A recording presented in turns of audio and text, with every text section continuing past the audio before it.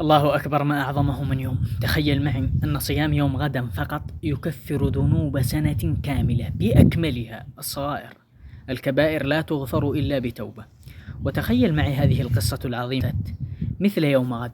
تخيل معي رجل مسكين مطارد ومشرد، يسمى هو ومن جمعه بأنهم شرذمة قليلون، يخرج هو والمؤمنون الصادقون فارين بدينهم هاربون حتى يصلون إلى عرض البحر الأحمر، ثم يجمع الظالم جيشه وعدته وعتاده وكل قوته وجموعه، ثم يتحرك مدركا بهم حتى إذا وصل إليهم وبات ينظر إليهم وهم ينظرون إليه. المسلمون يقولون إنا لمدركون.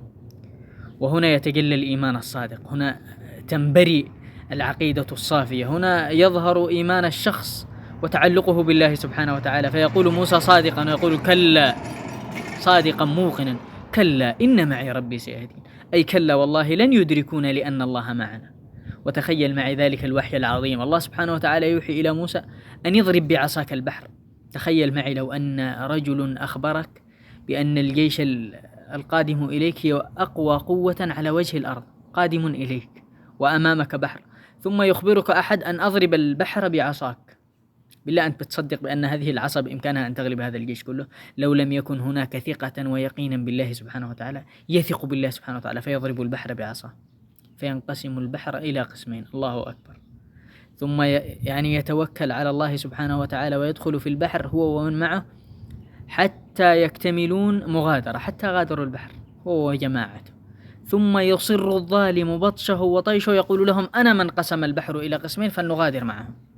ثم يغادر موسى، ثم يغادر فرعون ومن معه البحر حتى يكتمل هو ومن جماعته داخل البحر اكتمالا دخولا، دخل هو وجماعته كلهم. ثم يأمر الله سبحانه وتعالى البحر بأن يطبق عليهم، فينطبق البحر عليهم فلم يبق منهم أحد، يدمرهم الله جميعا. وهذا وعد الله الصادق لعباده الموحدين. فمن صدق في توكله على الله سبحانه وتعالى والله الذي لا إله إلا هو لينصرنه الله سبحانه وتعالى ولو لم يكن معه عدة ولا عتاد. فهذا وعد الله ونصره. لو وقرت في صدورنا فقط كلا إن معي ربي سيهدين والله لن تهزمنا قوة على وجه الأرض أبدا، فطوبى لمن وقرت في صدره لا إله إلا الله محمد رسول الله. أسأل الله العظيم رب العرش العظيم أن يغفر ذنوبنا كلها دقها وجلها علانيتها وسرها. ختاما، لا تنسى أن الدال على الخير كفاعله. ذكر غيرك وأخبرهم أن صيام غدا يكفر ذنوب سنة ماضية.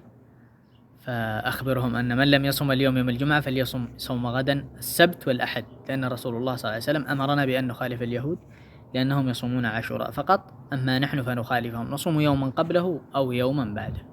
ومن أراد التمام كما يقول تلميذ شيخ الإسلام طبيب القلوب ابن القيم يقول صيام يوما قبله ويوما بعده هذا التمام وهذا الكمال. أسأل الله العظيم رب العرش العظيم أن يبارك فيكم. السلام عليكم ورحمة الله وبركاته.